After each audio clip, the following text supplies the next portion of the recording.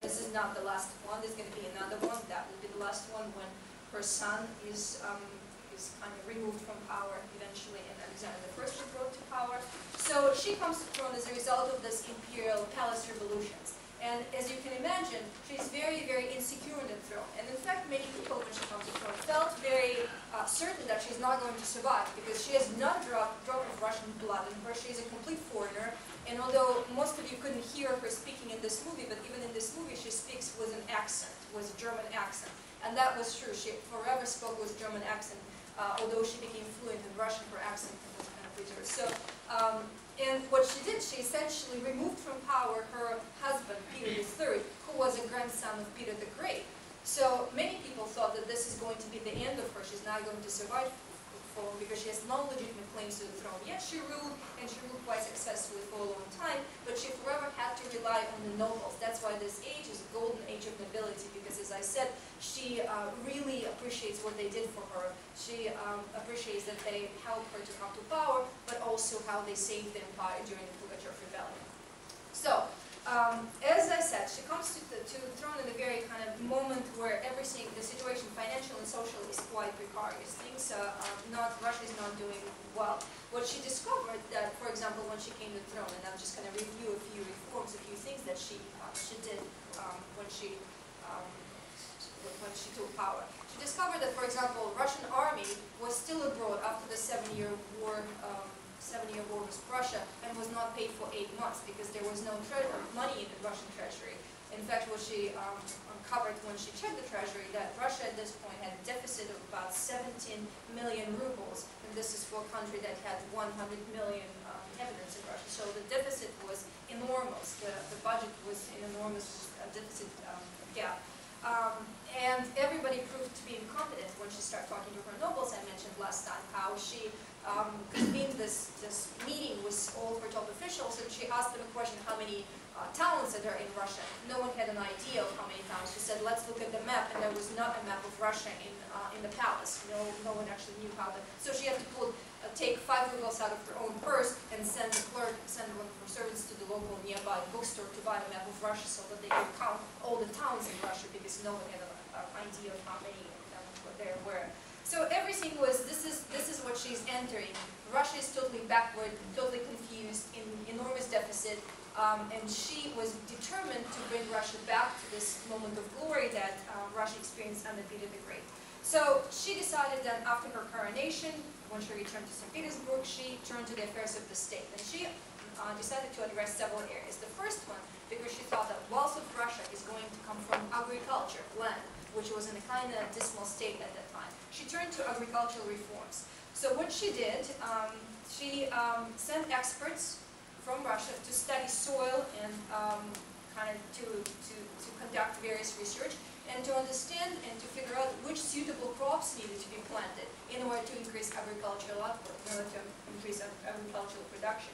She gave various grants to landowners to learn the ways which were being devised and discovered in England and other progressive European countries. So she basically encouraged landlords, nobles, to travel abroad and to study agriculture there. And she paid them money so that they could bring the most advanced technologies, the most advanced understanding of how crops grow, what's the most suitable crops for the region, so that they could bring it all to Russia and bring various modern methods of breeding sheep, for example, and cattle, horse breeding. So she promoted all these various things in agriculture that eventually made a huge difference. She also did an interesting thing. She published advertisements in foreign newspapers, particularly in Germany, inviting settlers to come and settle in Russia. She thought that German farmers would be particularly advantageous to Russia, because German farmers had this called apportion farming. That's individual farmers, they're very meticulous, they have progressive technologies. So a lot of German settlers, in fact, responded to her advertisement, and a lot of people from Germany moved to Russia. That's when, in Russia, several German colonies were established along the river Volga. They were called later on Volga Germans. Yes, so there was a native German native Russian territories were settled by Germans, were invaded by Catherine the Great. Those Germans unfortunately suffered a very terrible fate when Stalin came to power, because those Germans survived and settled there, and they became Russians, but they preserved their German language and German way of living. When Stalin came to power and Russia was attacked by Germany, all the settlers were then kind of removed from these territories because they were perceived as inevitable traitors. What's interesting, if you travel to this area in Russia, at the moment you cross the border and enter German village settled by Germans, you will see that there's an enormous change. So the streets are clean, everything is painted, everything is well taken care of. So I really can't explain it, how they preserved it over the centuries, but if you ever go to Russia and if you ever go to one of those villages settled by the Germans, you will see and you will think you're in a different country. It is totally different. Russian houses will be completely neglected, all kind of wobbly and in complete disarray, and then you cross this invisible border into a German village, and the picture totally changes. Everything is tidy, clean, nice, and just great. I'm curious, what's the story behind Stalingrad? That's singing. Stalingrad? Yeah. Have to come to my course next quarter. Okay. But Stalingrad is, let's see if I can find it here. Yeah, I mean, I'm asking about the history of the island. Right. This is Yekaterinburg, that's Stalingrad. Oh, so they eventually changed the name later on. Yekaterinburg, you can actually guess how it was named in honor of Catherine the Great. So Catherine the Great establishes it, it's in honor, then Stalin. It was a tradition in Soviet history to rename cities after various political leaders. So Stalingrad, Leningrad, then there were Kuybushchev and Kirovgrad and all kinds of other places. They were giving names of political leaders. So this is Stalingrad, but it's actually Yekaterinburg. So, but Stalingrad's story will have to hear. Okay, it doesn't exist yet, so it's because, well, it does, but it's easier to improve. So that's one thing that she's doing. So she's taking care of agriculture. She's also turning her, and this is extremely progressive, so various progressive methods of engaging agriculture coming to Russia at the time. She's inviting, just like Peter, various foreign specialists, and she's sending people abroad to study agriculture. She's also turning her kind of eyes to mines and Russia's natural resources, because, as I said, Russia, I said a long time ago, Russia is very, very rich in natural resources, but most of them are actually in Siberia, which is now being incorporated in Russia, because Russia, after Ivan the Terrible, and by the time of Catherine the Great, is advancing into Siberia. So Russia now has access, can lay its hands on all these resources, but they're very difficult to mine, because Russia has no experience of mining it. So she actually begins to bring these mining techniques and mining technologies to Russia. She founded the first school of mines in St. Petersburg. What was interesting, she actually created underground mine for training purposes. So she recreated a real mine from Siberia to mine various resources, so where people who attend students of this school of mine actually could practice and could figure out how to do it. So this was the first thing that's actually happening under Catherine. Before this, Russian mining was not very well developed. She's also developing various industries, like textile industries. Russian textile becomes really famous in the emerging Moscow regions. And she's also trying to look at high technologies, so kind of fine technologies. For example, she sent people to England to learn how to build barometers and thermometers and various instruments, those instruments that Peter brought with him from the West, and Russia always had to buy in the West because they had no engineers, no scientists who could build such fine instruments. So Catherine actually sends people to England, and when they come back, she essentially establishes various factories and small factories where they could build barometers, thermometers, mathematical instruments, which all then boosts the development of science in Russia. So she's paying attention to pretty much everything and anything. Same thing with education, where she is paying a lot of attention to establishing schools. Up until this point, school system in Russia is not very well developed. So what she issues a decree in 1786, which called the Decree for the Statute for Schools for all of Russia, and she now requires that every district town was to establish a minor school with 2 teachers, and every provincial town was to establish a major school with 6 teachers. So she's actually establishing pretty much consistent school system throughout Russia, which did not exist before. So there were random schools here and there until Catherine the Great. She's now actually making it a little bit more consistent and a little bit more persistent throughout throughout the country. She also established the first school for girls. This is the building that still survives, the Smolny Institute for Noble Girls. Only girls of nobility were receiving education. She converted this convent. This is the aerial view of it. It's very beautiful, built around the same time with her by architect Rastrelli. So this convent, which was a female convent for Orthodox women, was converted into school for noble girls. So essentially, this is one of the first schools in Europe where women actually could get education. And if this was not revolutionary enough, she actually appointed this woman, Catherine Dashkova, to be the director of Russian Academy of Science. She is the first academic in Russia. Not only that, she is actually the director of Academy of Science in Russia. This is probably the first woman ever in the world who has such an important position in the world of science.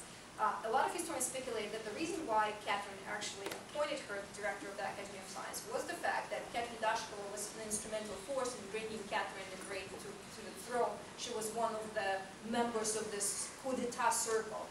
But the thing is that Dashkova actually was extremely educated, extremely talented, extremely smart, so this seemed like also intellectually the right choice. So this is the first director of the Academy of Russian Science, a woman, probably the first woman in the world ever to be in such a position. So there are a couple other things that Catherine did. One of them also, and it just shows you, just kind of mentioning these small areas, shows you just the vastness of her mind and how much she pays attention to everything. She addresses every problem area. The health issue. In Russia at the time, as everywhere in Europe, smallpox was one of the kind of lethal diseases that killed a lot of infants at the time. And in fact, Catherine herself had a very close encounter with smallpox when she came from Germany to marry Peter III, her unfortunate husband, whom she killed eventually. Peter III actually suffered from smallpox, or kind of caught it somewhere, and there was a moment where he was about to die, and she was very concerned about her future. So he recovered from smallpox, it forever kind of left a mark on his face, but that was something that Catherine was terrified of, and was something that she was very aware of how much smallpox actually affects and how it increases the mortality of children. So what she did then, she heard about this doctor, Dr. Thomas Dimsdale, who received his medical degree from Aberdeen, Scotland, and he published a paper on inoculation against smallpox. So she invited this doctor to come to Russia, and actually was the first one to be inoculated. So she wanted to demonstrate to the whole empire the example of how this disease could be cured. So she herself, because everybody else was a little bit concerned about this, uncertain, didn't want to do it, so she decided to set an example. She was inoculated by this doctor. She did develop certain side effects, and was kind of an iffy moment. For 3 weeks she had sore throat and some other symptoms and had to recover, and people were a bit concerned, but she did recover. And this was an example to everyone else. After this, all her nobles were required to be inoculated, and this inoculation also was set up on mass scale. She bought several houses in St. Petersburg and countryside, and Dr. Dimsdale established these inoculation clinics there, where people could come and be inoculated against smallpox. So this is quite also revolutionary for the time. Think about just not only the attention that she pays to various areas, but just what she does. Extremely revolutionary methods. And in general, the health system was largely improved by Catherine. If Peter the Great established first hospitals as military hospitals for his soldiers, because he was always preoccupied with his army, after Catherine comes to power, she actually establishes civilian hospitals, and that becomes an example for nobles who actually try to imitate her and themselves buy houses that they converted to hospitals for peasants and women monks. So it's quite remarkable that the attention that she's paying to various areas, not actually the one really important area is also the arts. She's the one who established the famous Museum Hermitage in St. Petersburg. In fact, Hermitage was built as her palace initially, and she wanted to designate one of the wings of the Hermitage as an art collection. That's how the art collection began under Catherine the Great, because she wanted to bring Russia, put it on the same footing as other European countries. And being on the same footing also meant not just being, military strong and military powerful, but it also being powerful and educated and knowledgeable in art. So she started buying art everywhere, and gradually Hermitage became one of the richest collections in the world. Granted, some of it was a result of looting that the Soviet Union did after World War II, stealing a lot of art from other countries and bringing it to Hermitage and not returning them. But that's kind of a secondary story. This is how the Hermitage looks inside, one of the fine examples of Russian Baroque of the end of the 18th century, early 19th century. Yes, early 18th century. Quite a fine building.